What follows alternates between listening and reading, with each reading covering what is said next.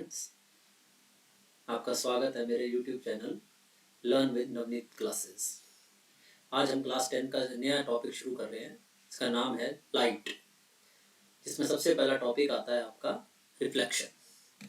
तो आज हम रिफ्लेक्शन के बारे में पढ़ने जा रहे हैं। शुरू करते हैं। सबसे पहले डेफिनेशन ऑफ लाइट आएगी, जिसमें हमें पता होना चाहिए कि light is a form of energy which produces sensation of vision in us. मतलब लाइट हमें देखने की एबिलिटी पैदा करती है। जैसे कि साउंड होते हैं, sound is a form of producing sensation of hearing in us, वो सुनने की एबिलिटी पैदा करती है। ऐसे ही लाइट हमें देखने की एबिलिटी पैदा करती है। Light is a form of energy which produces sensation of vision in us. दूसरा, इसकी प्रॉपर्टीज। इसकी कुछ ऐसी प्रॉपर्टीज होती हैं जिसकी वजह से हम लाइट को इतने ज़्यादा यूज़ कर पाते हैं, हम लाइट पे इतने ज़्यादा डिपेंड हो चुके हैं। 3 मेन प्रॉपर्टीज हैं। इसमें सबसे पहले आती है आपकी रेक्टिलिनियर प्रोपेगेशन। मतलब light always travel in straight path. Light जो है हमेशा सीधी चलती है, वो कभी भी कर्व पाथ या टेढ़ा मेढ़ा डायरेक्शन नहीं लेती है, जिसकी वजह से लाइट बहुत ज़्यादा यूज होती है। दूसरा है आपका speed of light. Speed of light is 3 × 10⁸ metre per second. मतलब अगर हम इसको किलोमीटर में कन्वर्ट करें तो कुछ सीधे सीधे 3 लाख किलोमीटर पर सेकेंड। 3 लाख किलोमीटर मतलब 1 सेकेंड। 1 सेकेंड कितना होता है? हार्डली टिक हो गया। इसमें इसने 3 लाख किलोमीटर डिस्टेंस ट्रेवल कर लिया लाइट ने। और तीसरी इसकी प्रॉपर्टी होती है इलेक्ट्रोमैग्नेटिक वेव। मतलब ये एक ऐसी वेव है जो वैक्यूम से भी ट्रेवल कर सकती है। It can travel through vacuum. For example, sun की लाइट हमारे तक पहुंच पा रही है अर्थ के ऊपर। क्यों? क्योंकि बहुत सारा जो बीच में डिस्टेंस है वो वैक्यूम है, फिर भी वो आ जाती है, क्योंकि ये एक इलेक्ट्रोमैग्नेटिक वेव मतलब EM वेव है। मतलब ये उससे पास कर जाती है, वैक्यूम को भी क्रॉस कर जाती है। तो इसकी 3 मेन प्रॉपर्टीज हैं। पहला rectilinear propagation, speed of light कितनी, that is 3 × 10⁸ metre per second. The third EM wave. आगे चलते हैं। इसमें डेफिनेशन आती है सबसे पहले रिफ्लेक्शन ऑफ साउंड। ये रिफ्लेक्शन ऑफ लाइट भी सेम है और रिफ्लेक्शन ऑफ साउंड भी सेम है। रिफ्लेक्शन ऑफ लाइट होता है the bouncing back of light after striking a hard surface. It's called reflection of light. मतलब जैसे हम बॉल को दीवार पे मारे, वो वापस आती है उछल के, ऐसी लाइट भी किसी अगर ऑब्जेक्ट पे मारेंगे, हार्ड सरफेस पे मारेंगे, तो वो बाउंस बैक करेगी। उसको कहते हैं हम क्या? Reflection of light. जैसे कि यहाँ पे दिखाया गया आपको डायग्राम में कि लाइट जब इस पर टकराई तो ये जंप मार के वापस गई, और वापस उस सेम पाथ पे भी जा सकती है और डिफरेंट पाथ पे भी जा सकती है। तो डिपेंड करता है कि वो किस तरह से फॉलो हुई है। अभी हम उसको आगे डिस्कस करेंगे। आइए, इसको फॉलो करने के लिए इसके कुछ लॉज होते हैं। इसमें सबसे पहला लॉ आता है the incident ray, the reflected ray and the normal. 3 चीजें, incident ray, reflected ray and the normal. Normal बहुत सारे हो सकते हैं, इसलिए ब्रैकेट में लिखा जाता है इसके साथ at the point of incidence. वो नॉर्मल जो पॉइंट ऑफ इंसिडेंस पे ड्रॉ किया है। All lie in the same plane. सारे के सारे एक ही प्लेन में लाई करते हैं। आप नीचे देख सकते हो लॉ ऑफ रिफ्लेक्शन को, the incident ray, the reflected ray and the normal all lie in the same plane. Next आ रहा है दूसरा law, the angle of incidence is equal to angle of reflection. ये बहुत मशहूर लॉ है light का, रिफ्लेक्शन का, कि जो एंगल आई होता है, इसको हम शॉर्ट में भी लिखते हैं, angle I is always equal to angle R. यानी angle of incidence is equal to angle of reflection. मतलब जिस एंगल पे वो गिरेगी उसी एंगल से वो वापस चली जाएगी। ठीक है। अब इनकी डेफिनेशन क्या होती है? 4-5 टर्म्स आएंगे। आइए उनके सब बेसिक डेफिनेशन हम आगे नेक्स्ट स्लाइड में डिस्कस करते हैं। सबसे पहले आ रही है incident ray. Incident ray, the ray of light along which light strikes the surface. मतलब ये एक ऐसी रे है, एक ऐसी रे ऑफ लाइट है जिसके साथ लाइट आके टकराती है। किससे? सरफेस से, मिरर से, किसी भी सरफेस से। राइट। दूसरी है रिफ्लेक्टेड रे। रिफ्लेक्टेड रे होती है the ray of light along which light bouncing back from the surface. मतलब जिससे आई उसको कहते हैं हम इंसिडेंट रे, और जिससे गई उसको कहते हैं हम रिफ्लेक्टेड रे। मतलब आप देख सकते हो उसमें कि ये वाली जो रे है ये है आपकी इंसिडेंट रे, और जो ये वाली रे गई ये है आपकी reflected ray. So the ray of light along which light strikes the surface is called incident ray, and the ray of light along which light bounces back from the surface is called reflected ray. तीसरी definition थी इसमें normal की. Normal the perpendicular drawn at the point of incidence. मैंने आपको बताया था normal बहुत सारे हो सकते हैं. नॉर्मल मतलब परपेंडिकुलर, तो जो हम पॉइंट ऑफ इंसिडेंस पे ड्रॉ करते हैं वो उसको कहते हैं हम normal. Angle of incidence. Angle of incidence, the angle between incident ray and normal is called angle of. बहुत आसान है, मतलब वो एंगल जो एक इंसिडेंट रे और नॉर्मल के बीच में आता है. अगर आप अपने डायग्राम पे पीछे जाके देखोगे, जो पीछे डायग्राम आया था उसमें साफ बना हुआ है बीच में एंगल आई. देखिए कहाँ बना हुआ है, इंसिडेंट रे, ये इंसिडेंट रे और ये रे नॉर्मल रे. ठीक है, इन दोनों के बीच में जो ये एंगल बना है आपका, this is called angle of incidence. Similarly ऐसे एंगल ऑफ रिफ्लेक्शन भी होता है. ये है रिफ्लेक्टेड रे और ये है नॉर्मल. इन दोनों के जो ये बीच का एंगल है, this is called angle of reflection. हम आगे बढ़ते हैं. हमारा अगला है नॉर्मल.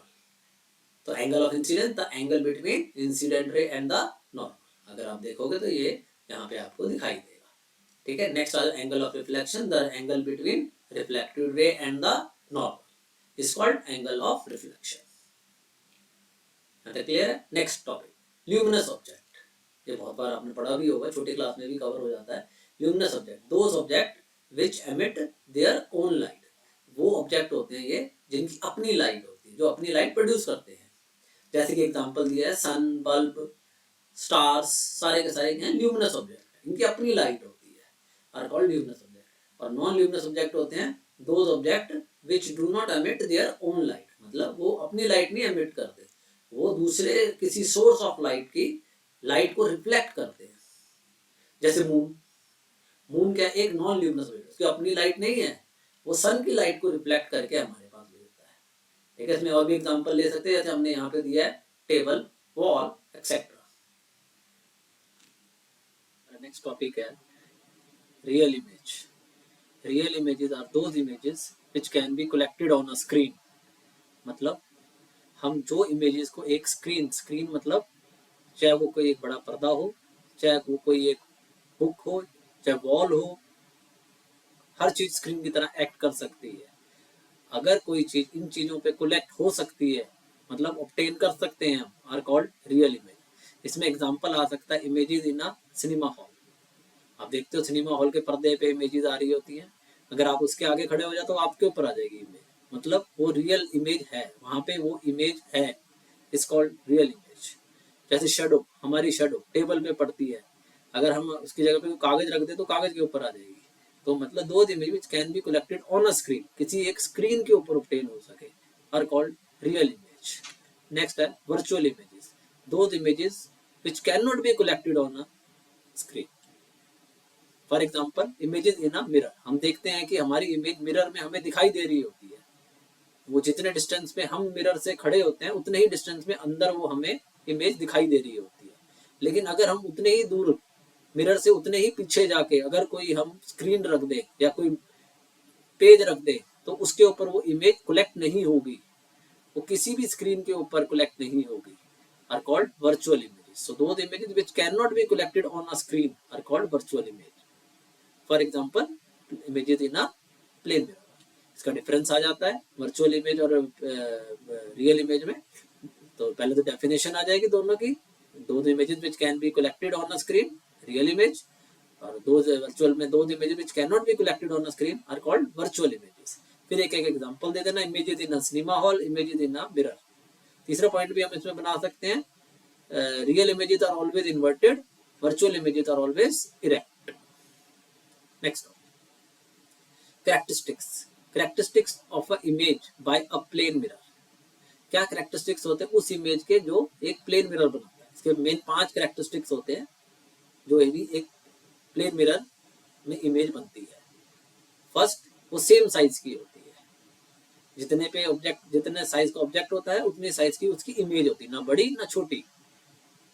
सेकंड, सेम डिस्टेंस, वो सेम डिस्टेंस पे भी बनती है. मतलब अगर ऑब्जेक्ट प्लेन मिरर से जितनी दूर खड़ा होगा उतनी ही दूर, उतने ही अंदर उसकी इमेज फॉर्म होगी.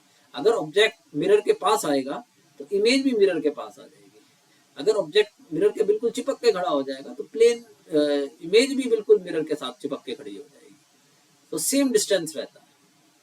फर्स्ट पॉइंट था सेम साइज रहता है, दूसरा पॉइंट था सेम डिस्टेंस रहता है, तीसरा virtual images by a plane mirror is virtual मतलब cannot be collected on a screen। अभी पिछले टॉपिक में मैंने एग्जांपल दिया आपको कि हम उसको किसी भी स्क्रीन, पेपर या बुक के ऊपर कलेक्ट नहीं कर सकते, because it is virtual image. और इरेक्ट, वर्चुअल है तो इरेक्ट होगी ही होगी। Virtual images are always erect. Erect मतलब सीधी, सीधी बनेगी, मतलब हेड ऊपर तो ऑब्जेक्ट का, तो इमेज का हेड भी उसके ऊपर ही होगा, उल्टा नहीं होगा, इन्वर्टेड नहीं होगा। Fifth point, laterally inverted images formed by a plane mirror are laterally inverted। अब lateral inverted क्या होता है, नेक्स्ट टॉपिक है हमारा वो lateral inversion, the phenomena in which right hand side of the object appear to be left hand side। आपने देखा होगा, अगर आप मिरर में देखोगे तो आपका जो हाथ अगर राइट हैंड उठाओगे तो सामने इमेज अपना, इमेज का वो लेफ्ट हैंड उठेगा, राइट हैंड साइड उसका लेफ्ट हैंड बन जाएगा और लेफ्ट हैंड साइड उसकी राइट हैंड साइड बन जाएगी। अगर आप कोई लेटर लिखोगे तो वो भी लेटरली इन्वर्टेड हो जाता है, उल्टा हो जाता है। जैसे आप इसमें एग्जांपल में नीचे एक इमेज में देख सकते हो, हमने लेफ्ट लिखा तो लेफ्ट की जो उसकी इमेज है वो देखो उल्टा हो गई। इसको कहते हैं हम lateral inversion, the phenomena in which right hand side of the object become left hand side and left hand side become right hand side. तो दो बार ना लिख के आप लिख सकते हो वाइस वर्सा। नेक्स्ट, इसी टॉपिक से रिलेटेड है, why ambulance is written inverted. आपने देखा होगा एम्बुलेंस के आगे जो एम्बुलेंस लिखा होता है, आगे साइड वाला नहीं, आगे जो वर्ड लिखा होता है वो हमेशा उल्टा लिखा होता है, लिटरली इन्वर्टेड लिखा होता है। क्यों? So that a person who drive his vehicle in front of ambulance, मतलब जब वो कोई व्यक्ति जो उसके आगे एम्बुलेंस चला रहा है, when saw in his rear view mirror, तो वो बीच वाली पट्टी वाला जो मिरर होता है उसमें देखेगा, it look to be erect and provide the path to the ambulance, और उसको रास्ता दे देगा। मिरर में वो सीधी दिखाई देगी, रियर व्यू मिरर में उसे वो सीधी दिखाई देगी, क्योंकि वो पहले ही उल्टा लिखा हुआ है तो वो मिरर में सीधा हो जाएगा। अगर आप सीधा लिखोगे तो मिरर में वो उल्टा हो जाएगा। आप इसमें देख सकते हो अपने पिक्चर में कि एम्बुलेंस के आगे वो वर्ड उल्टा लिखा हुआ है, जब आप उसको मिरर में देखोगे तो ये सीधा हो जाएगा। नेक्स्ट, इमेजेस के डायग्राम आते हैं प्लेन मिरर के बनाने। एक पॉइंट ऑब्जेक्ट का, image by a point object. अगर आप देखोगे तो ये पॉइंट ऑब्जेक्ट का डायग्राम आ रहा है। इसमें हमने क्या करा हुआ है, एक ये पॉइंट ऑब्जेक्ट है, इसके ये हमने यहाँ से दो रेज ली हैं, एक सीधी गई जो बाउंस बैक करके वापस आ गई, इसको कहते हैं हम क्या, नॉर्मल इंसिडेंस, और एक नीचे गई ऑब्लिकली और वो एंगल आई एंगल आर पे, यानी लॉ ऑफ रिफ्लेक्शन को फॉलो करते हुए बाउंस बैक कर गई। ये एंगल आई हो गया और ये एंगल आर हो गया। जब इन दोनों को हम पीछे बढ़ाएंगे तो यहाँ पे जाके इसकी एक वर्चुअल इमेज बन जाएगी। ये वर्चुअल इमेज है, it is formed by imaginary intersection of rays of light. ठीक है, हमने पीछे बढ़ाया, इमेजिनरी इंटरसेक्शन कराया। ये भी आप डिफरेंस में डाल सकते हो, क्या real images can be formed by actual intersection of rays of light और virtual images can be formed by imaginary intersection of rays of light. तो ये एग्जांपल आ जाएगा आपका किसका, पॉइंट ऑब्जेक्ट। अगर वो पूछते हैं कोई एक इमेज ड्रॉ करो point object by a plane mirror, तो उसमें आप ये वाला डायग्राम ड्रॉ कर सकते हो। ये प्लेन मिरर है, बीच में अगर आप देखोगे तो ये प्लेन मिरर बनाया हुआ है हमने, ये देखिए। और इसमें हमने ये क्या होता है, ये इसकी पॉलिश सरफेस होती है, और ये वाली जो ये सरफेस है ये इसकी स्मूथ सरफेस होती है या रिफ्लेक्टेड सरफेस होती है। नेक्स्ट टॉपिक, अगला आ रहा है एक्सटेंडेड ऑब्जेक्ट। एक्सटेंडेड ऑब्जेक्ट कहते हैं बड़े ऑब्जेक्ट को। अब जो है ये वाली इमेज जो है वो किसकी, एक्सटेंडेड ऑब्जेक्ट की बाय प्लेन मिरर। ये भी प्लेन मिरर से एक्सटेंडेड ऑब्जेक्ट बनता सेम तरीके से है, बस उसमें होता क्या है कि ऑब्जेक्ट बड़ा हो जाएगा। ये देखिए, ये ऑब्जेक्ट जो है इसकी एक हेड आ जाएगा और एक टो आ जाएगा, मतलब एक सर बनेगा और एक पैर बनेगा।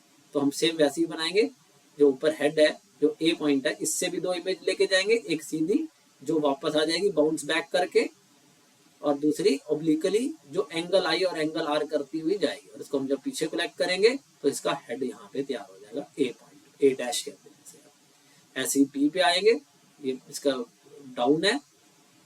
अब जब हम पी को यहाँ से सीधी लेके जाएंगे तो ये बाउंस बैक करेगी, रिफ्लेक्ट करेगी, ऐसे ही एक ओब्लिकली लेके जाएंगे तो एंगल आई और एंगल आर का लॉ ऑफ रिफ्लेक्शन को फॉलो करेंगे। पीछे बढ़ाएंगे तो यहाँ पे पॉइंट बी बन जाएगा, मतलब इसका बॉटम बन जाएगा। इन दोनों को ज्वाइन करोगे तो आपकी इमेज, जिसको हम क्या कहते हैं, वर्चुअल इमेज फॉर्म हो जाएगी। तो ये दो डायग्राम आते हैं, एक होता है आपका plane mirror, point object by plane mirror, एक होता है extended object by plane mirror. आ सकते हैं ये ड्रॉ करने। Next, uses of plane mirror. Plane mirror use कहाँ पे होता है? नॉर्मली हम घर पे यूज करते हैं, लेकिन ज्यादातर हम इसको और भी जगहों पे यूज करते हैं। जैसे कि पहला है हमारे पास क्या, पेरिस्कोप। पेरिस्कोप आपने देखा होगा, ये एक ऐसा डिवाइस होता है जो वॉल के पीछे या किसी चीज के पीछे देखने, जैसे कि हमारी सबमेरीन्स होती है, सबमेरीन्स में भी पेरिस्कोप लगाया जाता है ताकि हम नीचे बैठ के, पानी के नीचे बैठ के ऊपर का देख सके, अबव द वाटर देख सके। उसमें भी हम प्लेन मिरर लगाते हैं 45 डिग्री पे रिफ्लेक्शन के लिए। नेक्स्ट है ड्रेसिंग टेबल। आपने घरों में देखा होगा, ड्रेसिंग टेबल में भी लगा होता है प्लेन मिरर, ये भी एक इसका बहुत फेमस यूज है।